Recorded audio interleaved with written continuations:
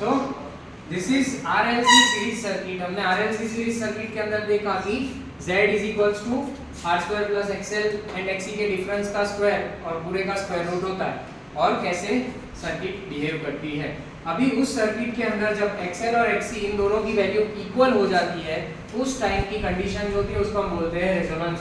तो ये जो सीरीज सर्किट के अंदर सीरीज रेजोनेंस होता है, उसके अंदर रेजिस्टेंस R, इंडक्टर L और कैपेसिटर C के अंदर L का कैपेसिटिव L का इंडक्टिव रिएक्टेंस XL होगा 2 पाई FL XC, C का capacitive reactance XC will be equal to 1 by 2 pi FC and XL is equals to XC होगा। उस type पे रेजोनेंस होगा। अभी ये हम क्या कर रहे हैं, यहाँ पे फ्रीक्वेंसी वेरी हो ऐसा एक AC सोर्स लगा रहे हैं। इस वेरिएबल फ्रीक्वेंसी वाले AC सोर्स को 0 से लेके मैक्सिमम तक ले जाएंगे।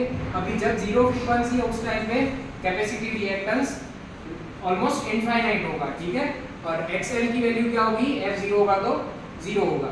जैसे जैसे फ्रीक्वेंसी बढ़ाते जाएंगे वैसे वैसे XL की वैल्यू बढ़ती जाएगी, XC की वैल्यू कम होती जाएगी। जैसे जैसे फ्रीक्वेंसी को बढ़ाएंगे XC की वैल्यू कम होगी, फ्रीक्वेंसी को जैसे जैसे बढ़ाएंगे XL की वैल्यू बढ़ेगी। सो ये दोनों कहीं पे जाके इक्वल होंगे। ये जहाँ पे जाके इक्वल होते हैं उस कंडीशन को हम बोलते हैं रेजोनेंस। अभी वो इक्वल कैसे होते हैं, बाय चेंजिंग द फ्रीक्वेंसी।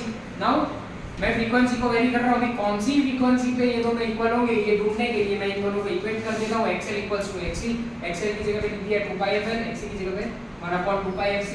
और इस इक्वेशन को F के लिए सॉल्व करेंगे। 2 पाई FC को इधर मल्टीप्लाई किया तो 2 पाई into 2 पाई का whole square F into F square L into C that is equals to क्या होगा 1। अभी 1 के यहाँ पे सिर्फ F रखते हैं, बाकी सब चीजों को दूसरी साइड ले जाते हैं तो F square is equals to 1/2 pi square into LC होगा, ठीक है। और स्क्वायर को उस साइड ले जाएंगे तो स्क्वायर रूट होके F0 मतलब कि F resonance frequency will be equal to 1/2 pi square और स्क्वायर रूट कैंसिल हो जाएंगे और स्क्वायर रूट ऑफ LC। ये मुझे मिला resonance frequency F0। So this F0 resonance frequency पे मुझे XL और XC की वैल्यू इक्वल मिलेगी।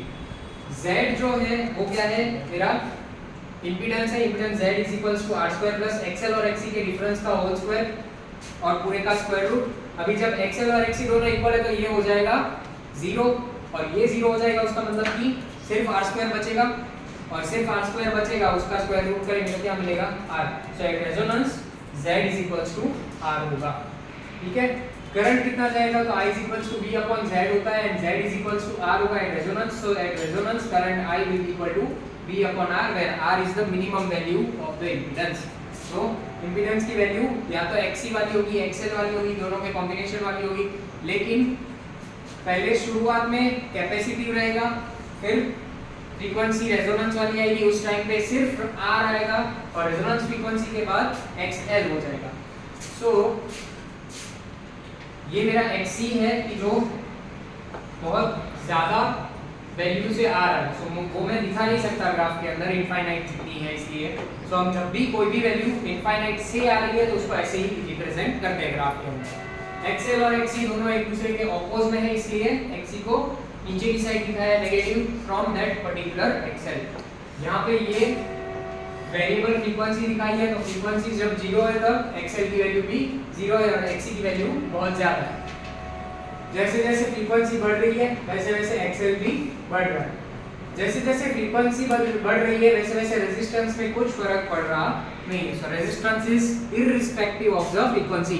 रेजिस्टेंस को फ्रीक्वेंसी से कुछ फर्क पड़ता नहीं है, इसलिए हमने उसको एक हॉरिजॉन्टल लाइन से दिखाया है। तो ग्राफ के अंदर फ्रीक्वेंसी वेरी कर रहे हैं, रेजिस्टेंस में कुछ वेरिएशन हो नहीं रहा, ठीक है।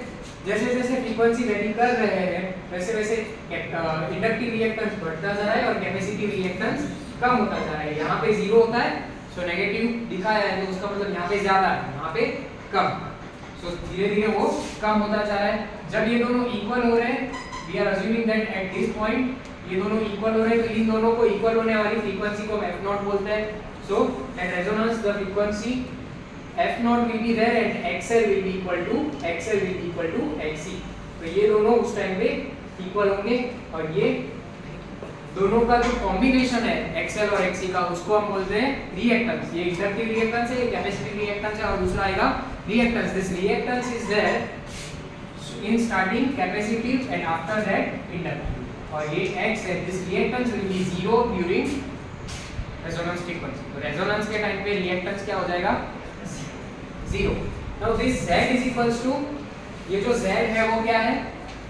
शुरू में कैपेसिटेंस की वजह से ज्यादा आएगा, फिर रेजोनेंस फ्रीक्वेंसी पे सिर्फ r जितना होगा, और फिर इंडक्टिव रिएक्टेंस की वजह से बढ़ता है। सो ये मेरा z आएगा। जितना z कम उतना करंट ज्यादा, जितना z r के नजदीक उतना करंट ज्यादा। तो जब r के ऊपर होगा बिल्कुल कम से कम इंपीडेंस, उस टाइम पे करंट की वैल्यू मुझे मैक्सिमम मिलेगी। तो ये जो कर्व है वो क्या दिखा रहा है? मेरा current in a resonance circuit. समझ में आया कंप्लीटली?